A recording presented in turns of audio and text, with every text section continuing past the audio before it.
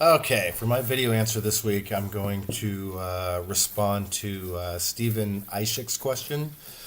His question was this: It was taking what we learned in Chapter 15. What can we do to impose better sanctions that actually hurt the government that we're imposing the sanctions on, and not the people of the sanctioned country. He mentions that while he was living in Iraq, that the Iraqi people were the ones who suffered from examples like disease due to shortages of medicine. They had lacked groceries and basic necessities, while the Iraqi I guess leaders, the regime, still had their wealth and power.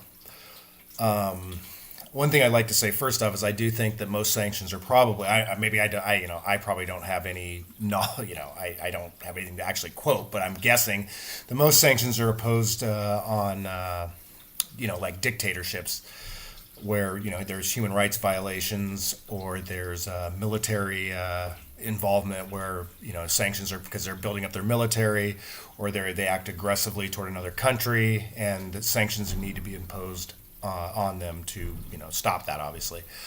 The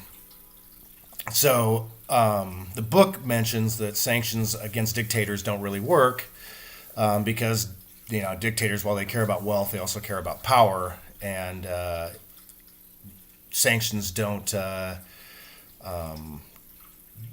really hurt their power that much, because they can turn to trade and investments with other countries. And another thing I'd like to add also is that it's possible that they could turn the people of that country against the country that's imposing the sanctions.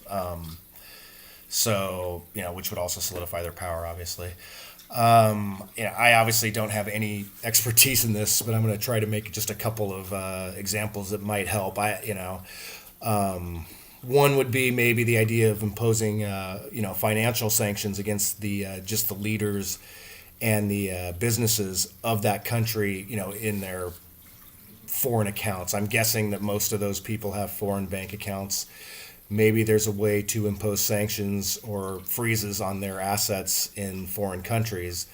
One thing I have to say is I don't even know if this is possible. I'm guessing that the financial institutions in those other countries would not be, prone to even accepting this. And honestly, I don't even know if it's illegal. I'm guessing there would be some type of legal way to do it, but I'm not sure. So the second thing I thought of was maybe you can impose financial sanctions against the government, but you could keep humanitarian aid flowing into the country.